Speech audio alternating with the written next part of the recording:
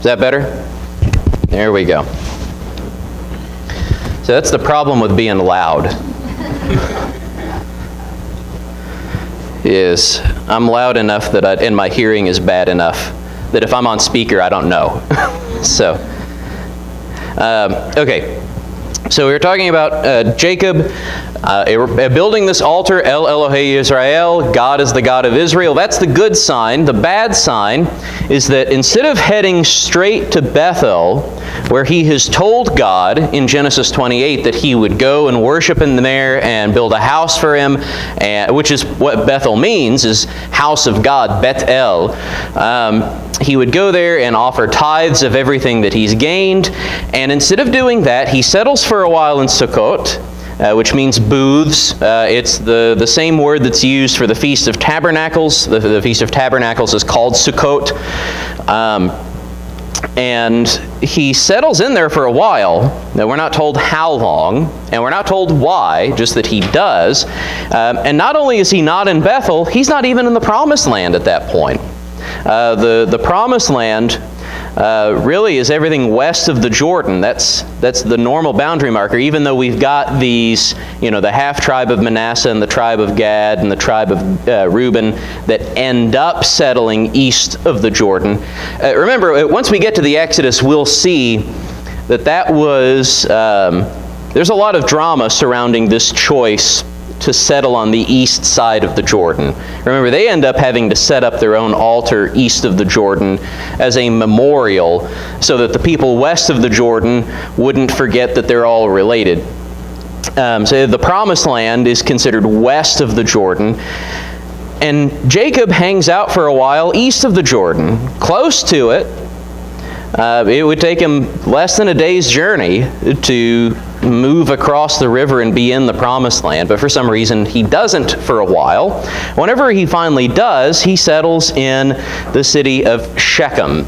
And we started studying Genesis 34 on Thursday. Does Shechem turn out to be a good choice for Jacob? Not at all. Because of what happens. We spent Thursday talking about, let's just read the first few verses of Genesis 34. And then those of you that weren't here on Thursday will describe what we went over. Now Dinah, the daughter of Leah, whom she had borne to Jacob, went out to see the women of the land. And when Shechem the son of Hamor the Hivite, the prince of the land, saw her, he seized her and lay with her and humiliated her. And his soul was drawn to Dinah, the daughter of Jacob. He loved the young woman and spoke tenderly to her. So Shechem spoke to his father Hamor, saying, "Get me this girl for my wife."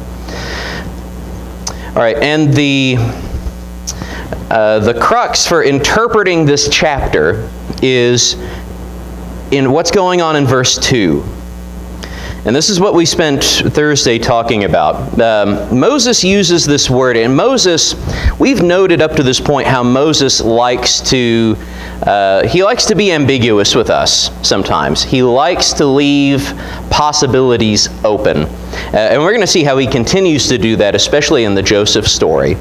But he's doing it here because Joseph has a few words that he could use if he wanted to just explicitly tell us that Shechem raped Dinah. He also has some words that he could use if he wanted to explicitly tell us that Shechem seduced Dinah.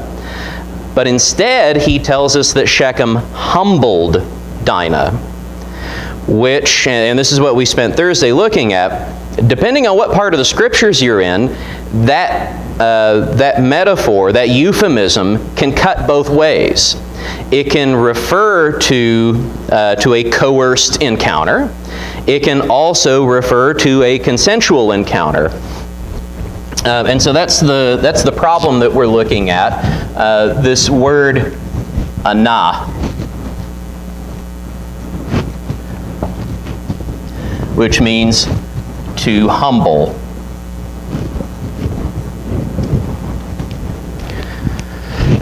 Excuse me. So does it mean, what does Moses mean by it here? And there are three texts that I want us to focus on in our continued study of this. Turn to Deuteronomy chapter 22.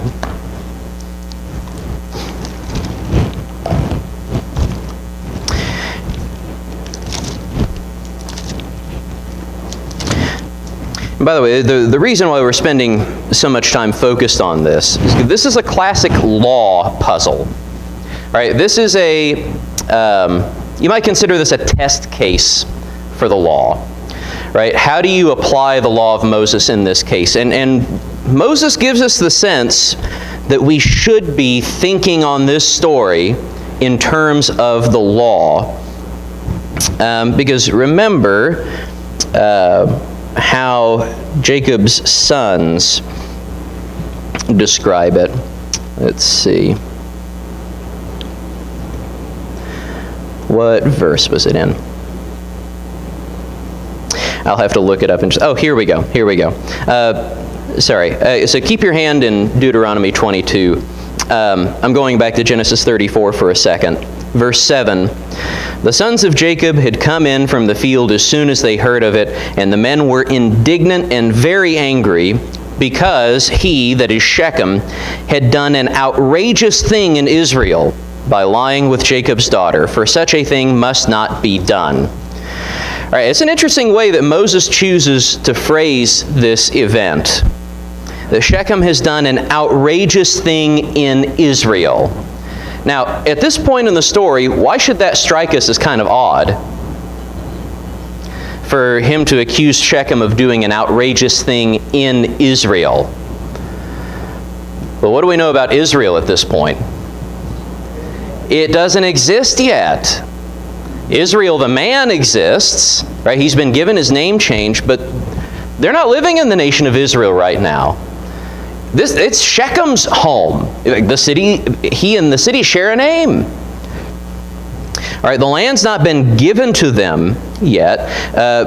What the sons of Jacob use is an anachronism. It's language that it would be appropriate in another time period. And Moses is inviting us to read the law back into this event that happened before the law was put in place by describing it as an outrageous thing done in Israel. In fact, even whenever we look in Deuteronomy chapter 22, we find that phrase, an outrageous thing in Israel. Let's see. Where should I find it here? Ah, yes, here we go.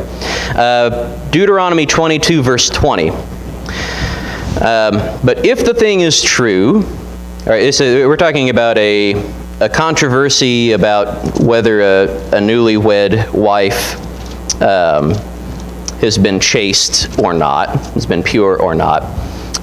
Verse 20, if the thing is true that evidence of virginity was not found in the young woman, then they shall bring out the young woman to the door of her father's house, and the men of her city shall stone her to death with stones, because she has done an outrageous thing in Israel by whoring in her father's house. So you shall purge the evil from your midst.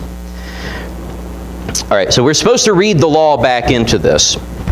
And so, what does the law say? And how are we to interpret this situation? There are three laws that we've looked at that should be the focus of our study. And again, Moses is writing in both of these cases. Moses is writing the story of Shechem and Dinah, and he's writing down these laws. So let's see how he uses this word, anah.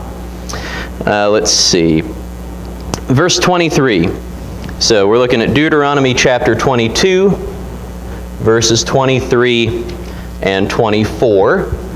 This is the first law. If there is a betrothed virgin, and a man meets her in the city and lies with her, then you shall bring them both out to the gate of that city, and you shall stone them to death with stones. The young woman, because she did not cry for help, though she was in the city. And the man, because he violated his neighbor's wife. And as we noted on Thursday, that word anah is used there for violated. That's what the man is doing to the neighbor's wife. So you shall purge the evil from your midst. All right, that's the overarching concern with all of these laws. that this kind of impurity is not just a private matter, that this brings evil into the whole land. All right, that's why these laws regarding sexual sin are so important. It's not, despite, whatever modern progressives would tell you, it's not just a private matter between consenting adults. Because that's what we have in this first law. What we have is consent, and what we have is fornication. Let me move that map to the side if it's blocking any of y'all there. All right, so this first law, they're both in on it. And what's the consequence? All right, so who's the criminal in this first law? Both of them are guilty of a crime, and they both receive the same punishment, which is death by stoning. All right, the next law, starting in verse 25, and running through verse 27. But if in the open country a man seizes a young woman who is betrothed, and the man seizes her and lies with her, then only the man who lay with her shall die. But you shall do nothing to the young woman. She has committed no offense punishable by death. For this case is like that of a man attacking and murdering his neighbor, because he met her in the open country, and though the betrothed young woman cried for help, there was no one to rescue her. Okay, so in this event, we are looking at coercion. And who's the criminal in this case? Only the man. And what punishment does he receive? Stoned to death. Okay. And actually, it doesn't tell us explicitly how to put him to death, but in the context, I think it's implied that he's to be stoned to death. In any case, he's toast. All right, final law. And by the way, notice our word anah, to humble or to violate, is not used in this context in this particular law. It's used in this first law. It is not used in the second law.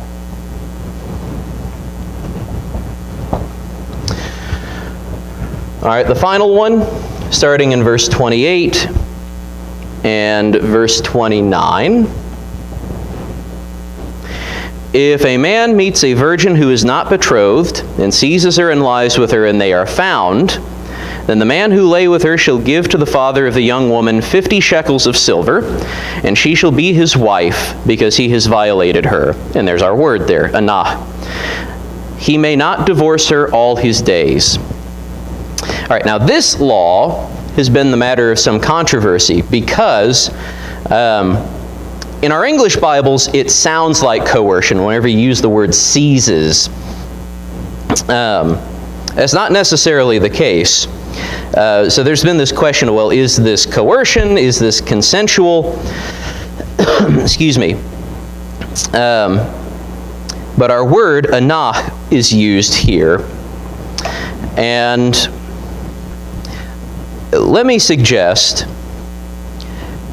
and again, the point of this class is not to get into the debate about this particular law. But my educated hunch is that this law is not talking about coercion. That, for instance, Moses uses this phrase, they are found. Usually whenever the law talks about the discovery of a crime, it's only the criminal who is found. It's not the criminal and the victim who are both found. So if a criminal is engaging in some crime against someone else, the law would typically say, when he is found. It wouldn't say when they are found. Whenever Moses here says that they are found, that implies that this is not a coerced relationship. Plus, consider what's going on here. What's the penalty? What's the outcome of this event? Yeah, the two people are to be married. And this, by the way, the atheists try to get all kinds of mileage out of this law. Do you see how evil God is? He makes victims marry their rapists. It honestly makes better sense if you read this as a consensual encounter. So these two people engage in fornication. They are found, and the man who lay with her has to give the bride price to the young woman's father. So essentially, he has made his decision, right? He has to offer up a bride price, 50 shekels. He has to get married, and he cannot divorce her. In other words, this is a protection, believe it or not, for the woman, right? Because in the ancient world, considering how loose the divorce laws were, even in Moses' time, if this guy just decided he didn't like the woman, he could throw her out on her rear end if this law wasn't there. And in the ancient world, that's practically a death sentence. You're living outdoors and you're gleaning food out of fields to get by. Right? It's like, it basically puts you into the position of a widow if that happens. So this law protects the wife by saying the man cannot divorce her. He can't decide that he's done with her and get rid of her and throw her out on her rear end. All right. So we're going to say, and we'll just put this in brackets with a question mark, more than likely there is consent here, and more than likely this is just straight up fornication.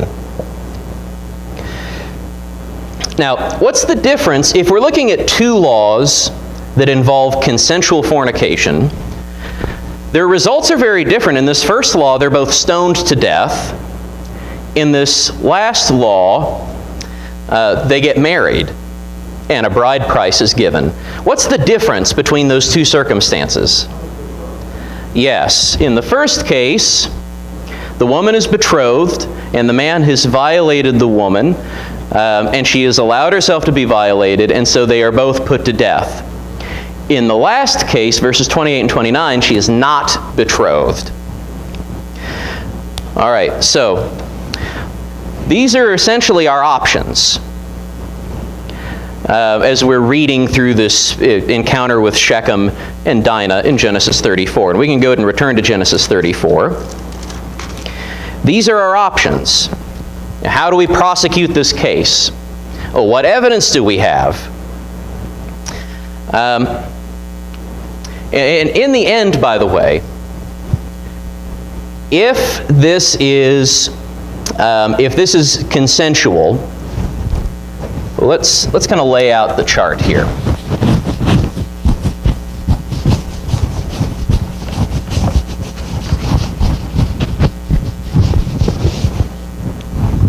And let's just talk about what we think about Dinah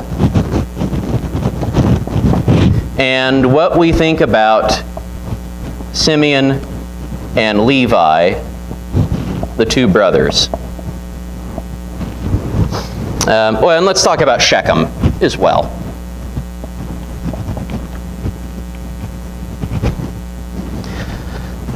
All right, so if this is a rape, if it is coerced, then according to the law, who is Dinah? She's a victim, and what does she deserve? Does she deserve any sort of punishment at all according to the law? All right, no punishment at all. So she is a victim, no punishment.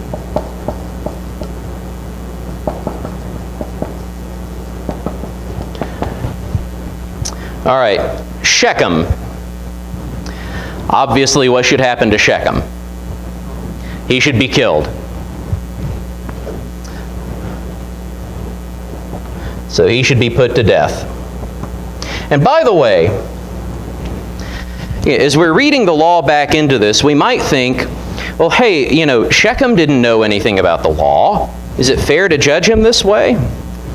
Let's consider for a second what pagans knew about rape. We'll start with the laws of Hammurabi. The real famous laws that come out of ancient Babylon. Hammurabi Law 130 says, if a man pins down another man's virgin wife who is still residing in her father's house. So in other words, the situation is like that second law in Deuteronomy that we were looking at. And they seize him lying with her, that man shall be killed, and that woman shall be released. In other words, Hammurabi's on the same page as Moses in that particular regard. In a case of rape, the rapist is put to death and the woman is set free. Or we could turn to another culture, ancient Assyria. Right, the Middle Assyrian laws take this sort of thing very seriously. All right, there's what we would expect, like Middle Assyrian Law 12. If a wife of a man should walk along the main thoroughfare, and should a man seize her and say to her, I want to lay with you, she shall not consent, but she shall protect herself. Should he seize her by force and fornicate with her, whether they discover him upon the woman, or witnesses later prove the charges against him that he fornicated with the woman, they shall kill the man. There is no punishment for the woman. Again, exactly on the same page as Moses in that regard. And in fact, the Middle Assyrian laws are known for very harsh punishments. Consider this law. If a man lays a hand upon a woman, attacking her like a rutting bull, and they prove the charges against him and found him guilty. All right, so in other words, if this guy is guilty of groping, they shall cut off one of his fingers. Imagine if we imported that into American law today. Cut off one of his fingers. If he should kiss her, and this is classic Middle Assyrian stuff. If he should kiss her, they shall draw his lower lip across the blade of an axe and cut it off. Did the pagans know better? Yeah, they knew better. Now, Hamor and Shechem, whenever they come into Jacob's camp, are they acting like people who are guilty, who know that they're guilty of rape? No, they come in asking for Dinah's hand in marriage. And Shechem pours his heart out to Jacob. They don't act like they've done anything wrong. Of course, that's not proof necessarily of anything. But they know better. If this had been a rape, they would have known that Shechem was to be put to death. So, if it was a rape, oh, and by the way, if it was a rape, if Dinah was the victim, if Shechem was her rapist, then the entire city of Shechem was essentially holding Dinah captive. Right? Because remember, Hamor and Shechem, the two men, the prince and his father, come to Jacob and to the brothers to ask for Dinah's hand. All right, well, what's Dinah doing? She's still in the city of Shechem. Right? And remember, as we saw in the law, this kind of sin is not just a private sin. This is sin that brings evil on the land. In other words, the whole city is implicated in this sin. All right, now what does Simeon and Levi end up doing? All right, we haven't reread the text this morning, but we read it all on Thursday. What does Simeon and Levi do to try to rectify the situation? They go into the city of Shechem. They play this trick on them first, where they convince them all to become circumcised. And then on the third day after their circumcision, when they're all sore and weak, Simeon and Levi go into the city and they kill every man in the city. And they take all the women and children captive. All right, the whole city taken, just completely destroyed. All the men killed, everybody else taken slave, along with all of their herds and flocks.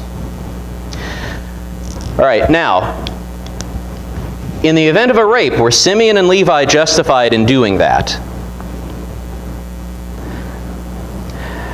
I'm seeing some people shaking their heads. Well, let's lay it out this way. Definitively, whom should they have killed?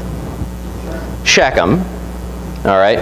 Now, I think you could probably make a decent case that putting the whole city to the sword was also justified because the city is implicated in this sin as well.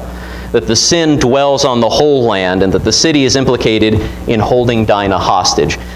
But again, that's not a surefire case. Wayne, I saw your hand.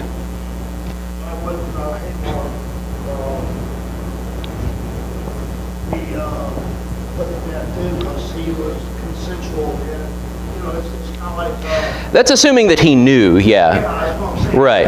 He's taken care of according to criminal. Yeah. What's the term there? So now he ends up being killed. Aiding and abetting. Yeah, aiding and abetting. He ends up being killed by the end of this anyway, along with all the other men. So we can. Oh, go ahead. Yeah. To the most just thing that could happen is Hamor himself should have put Shechem to death. So Simeon and Levi, they, depending on how you interpret it, maybe they are murderers. Or maybe they are heroes. Because part of what they do in Shechem, besides killing everybody, is Moses tells us that they take their sister out. All right, they have to go in, and essentially this becomes a rescue. Simeon and Levi go into the city and rescue their sister from the evil clutches of this evil pagan city. And they pay all of them back. And at the end of the story, Jacob is really, really cynical.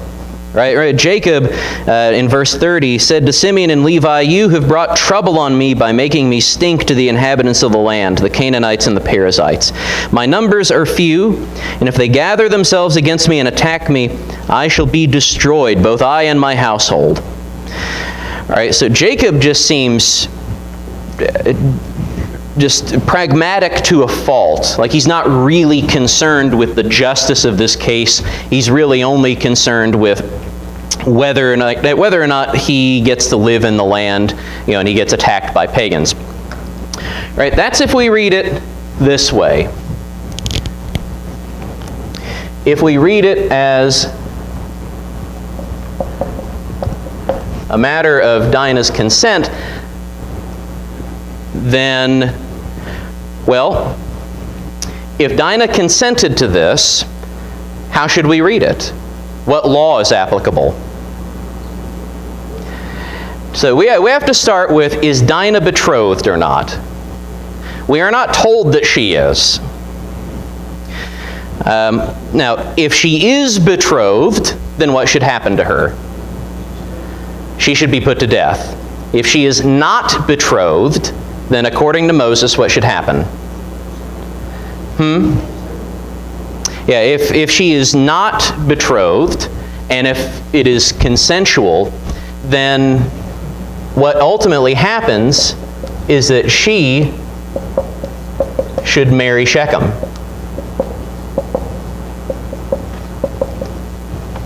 And so likewise, the verdict for Shechem is that he marries Dinah after paying the bride price. And remember in Moses, in Deuteronomy 22, what's the bride price in this case? 50 shekels. What does Shechem offer? Name your price, is what Shechem says.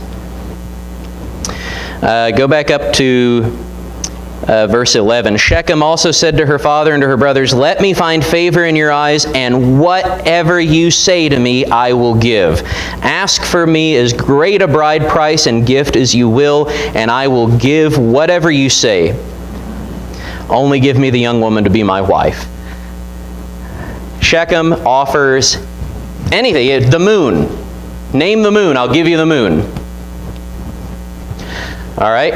What about Simeon and Levi? What they do? Where Simeon, in this event, if Dinah was consenting to what happened to her, if she was seduced by Shechem, then how do we judge Simeon and Levi? Were they justified in doing any of the things that they did? No. They are just straight up, no questions about it, murderers.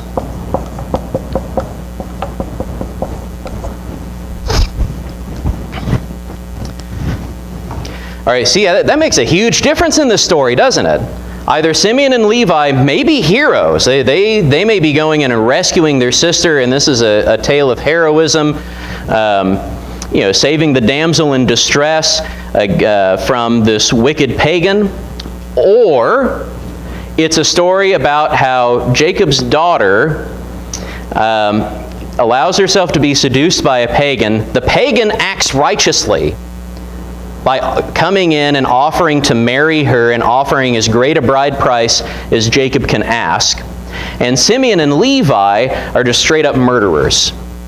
They had no justification to do anything that they did whatsoever. So let's consider the story again real quick and see what other cues we can pick up that might incline us one way or the other. Let's start in verse 1. We're going to do a quick read through. Now Dinah, the daughter of Leah, whom she had borne to Jacob, went out to see the women of the land. Does that throw up any red flags for y'all? Dinah goes out to see the women of the land. All right, now we know at this point, first off, what's she doing running around by herself? She is probably in the neighborhood of 13 to 15 years old. And even in the modern day, like I see all your eyes getting wide, you think even in the modern day, that's nuts. What on earth is she going out by herself at that age? In the ancient world, it's even worse. It is explicitly, if you are that age and you're going out by yourself, you know what you're doing. Furthermore, she's going out to see the women of the land. What do we know about the women of the land? Has Moses painted us a very positive picture of the women of the land up to this point? No. Remember, Abraham sends his servant to Paddan Aram specifically so that Isaac will not marry one of the women of the land. And then Isaac essentially turns around and does the same thing with Jacob. All right, now remember, there's more involved in that, but Jacob, the whole reason he goes, or part of the reason that he goes and spends 20 years with Laban is so that he will not marry one of the women of the land. And remember the way that Rebekah phrases this to Isaac. If we go back to Genesis 27, verse 46. Rebekah said to Isaac, "I loathe my life because of the Hittite women." Now, remember, we're told at the end of chapter 26 that Esau has married these Hittite women and that they made life bitter for both Isaac and Rebekah. And Rebekah says, "I loathe my life because of the Hittite women." If Jacob marries one of the Hittite women like these, one of the women of the land, what good will my life be to me? Right, this is where Rebekah gets all dramatic. We looked at where Rachel later gets dramatic. "Give me children or I shall die," she tells Jacob. Rebekah essentially pulls the same thing on Isaac. It's just if Jacob marries one of the women of the land, what good will my life be to me? Right? I might as well be dead. And Isaac agrees. Chapter 28, Isaac called Jacob and blessed him and directed him, "You must not take a wife from the Canaanite women." Right? There's no question about it. So whenever Dinah goes out expressly for the purpose of seeing the women of the land, that's a huge red flag. What on earth is she doing looking to the women of the land? She has no business with them. And remember, in Israel's history, any time that Israel starts looking around at the other people of the land, what always happens? It is always a signal of infidelity. All right, if you remember, that's what it is. Whenever Israel goes after idols, they are, in God's words, whoring themselves out to these idols. They are not being faithful to God in the covenant that they have. God treats this covenant like a marriage covenant. And any time that they go out to see the people of the land, to observe what they're doing, it's a sign in the story they are about to be unfaithful to God. And so whenever Dinah goes out to see the women of the land, again, it's a huge red flag. She is going out to be unfaithful to her people. All right, when Shechem the son of Hamor the Hivite, the prince of the land, saw her, he seized her and lay with her and humiliated her. And his soul was drawn to Dinah, the daughter of Jacob. Excuse me. He loved the young woman and spoke tenderly to her. So Shechem spoke to his father Hamor, saying, "Get me this girl for my wife." All right, now this is nothing definitive, but we should note here that this is a big difference considering the story of Amnon and Tamar in 2 Samuel chapter 13. Remember, whenever Amnon violates Tamar, what does Amnon feel towards Tamar? He despises her. He hates her. This hatred just wells up inside of him, and he kicks her out of the house. Now Jacob heard that he had defiled his daughter Dinah. This is something, I'd meant to bring this up earlier. In the law, if you're going back to Deuteronomy 22, what's the difference? Like, how do you know the difference between a coerced encounter and a consensual encounter? What's the key difference? Do y'all remember? Okay, we didn't really talk about it.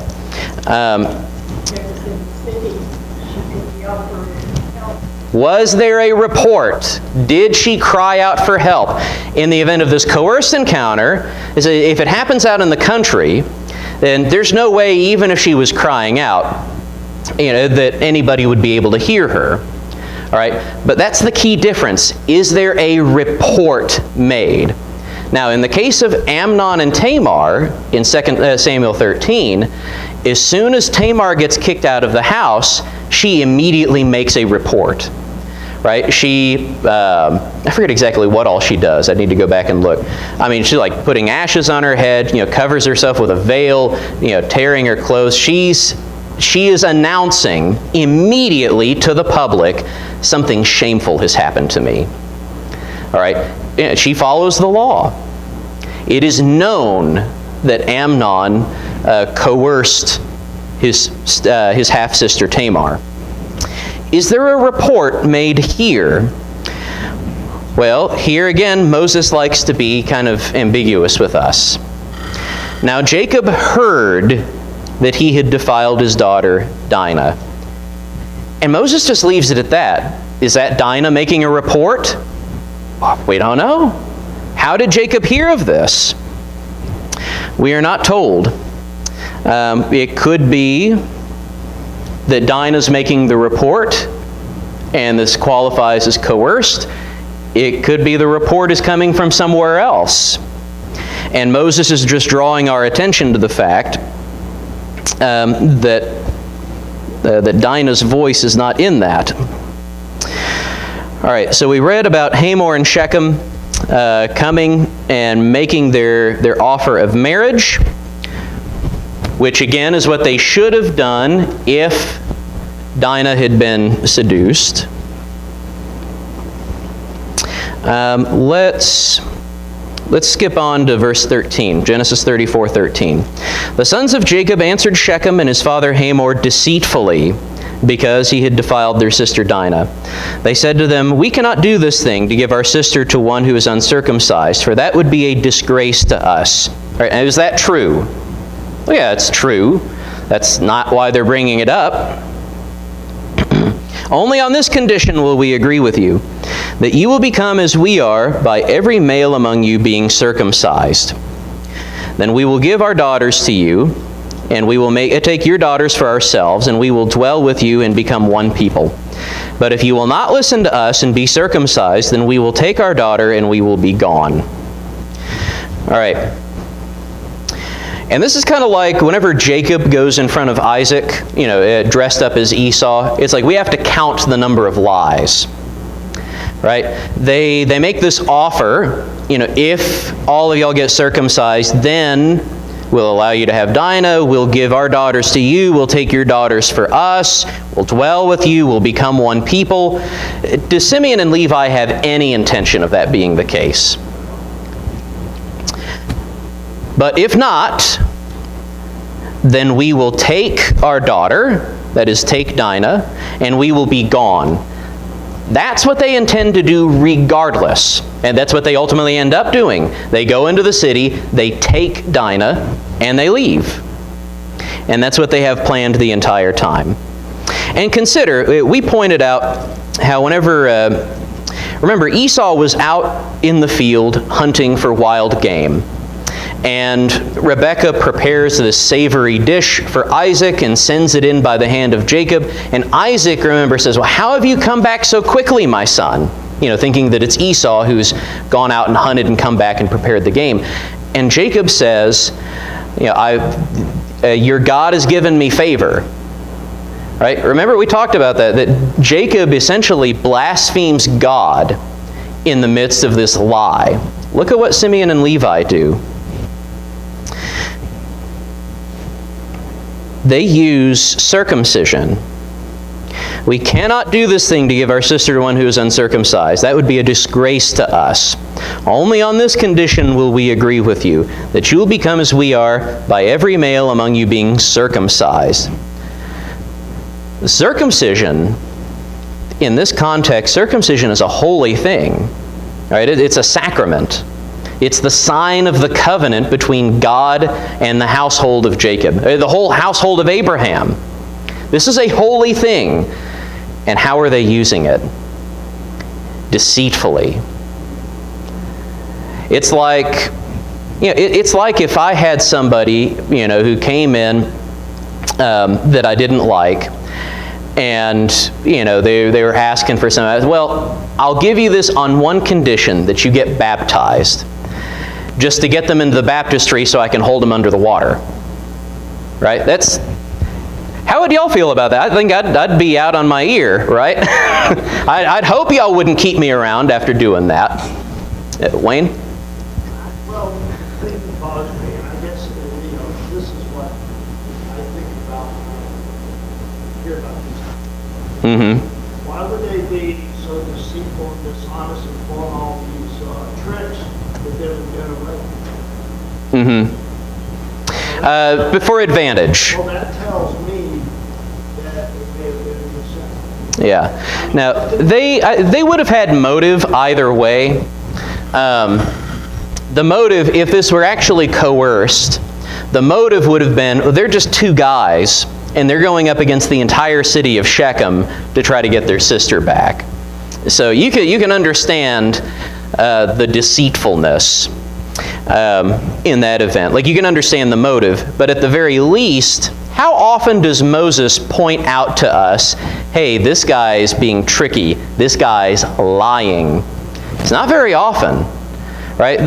If you actually pay attention to the narratives of Scripture, very rarely will Moses or any other author in Scripture tell you explicitly the moral content of the event that's happening. Most of the events that you read, you just read, well, this happened, this happened, this happened.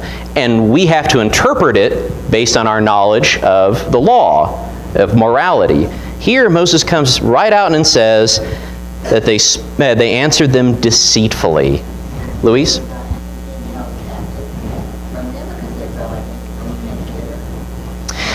Well, and that's another way that Moses is being kind of playful with us, because the same word that's used for Shechem taking Dinah, the word that's used all across the Old Testament for, getting a wife, is also the same word that's used of Simeon and Levi going into the city and taking Dinah so that they could take her out. And so we're left with it. Moses does not make this very, very clear for us. Was she being held captive there so that they had to go in and rescue her? Or was she there comfortably so they essentially had to go in and drag her out? Again, if we want a lot of clear-cut answers, Moses at times is not very willing to give them to us. He wants to make us work. We're at the end of our time. I lean probably 80% in this direction, in thinking that this is actually a story not about how bad Shechem is, but about how bad Simeon and Levi are. Last thing before and we won't return to Genesis 34 on Thursday. We'll go on to 35. But the last thing we need to consider before we close is what Jacob has to say to these two on his deathbed. Here at the end of Genesis chapter 49, Jacob called his sons and said, "Gather yourselves together that I may tell you what shall happen to you in days to come." So he's giving out the blessing. "Assemble and listen, O sons of Jacob. Listen to Israel your father. Reuben, you are my firstborn, my mighty and the first fruits of my strength, preeminent in dignity and preeminent in power. Unstable as water, you shall not have preeminence, because you went up to your father's bed. Then you defiled it. He went up to my couch." All right, that's a separate story that we'll get to. Why is Reuben being cut out of his preeminence in the inheritance? We'll get to that later. But then we get to Simeon and Levi, the second and third born sons. Let me get the right number of fingers up. Simeon and Levi are brothers. Weapons of violence are their swords. Let my soul not come into their counsel. O my glory, be not joined to their company. For in their anger they killed men, and in their willfulness they hamstrung oxen. Cursed be their anger, for it is fierce, and their wrath, for it is cruel. I will divide them in Jacob and scatter them in Israel. All right, we'll let that be the last word for today. We've gone over time. Thank you so much for your kind attention this morning and for all the questions and comments on this case. But it's kind of a foretaste of things to come in the law of Moses. Interpreting things according to the law can require a lot of legwork. So, thank you.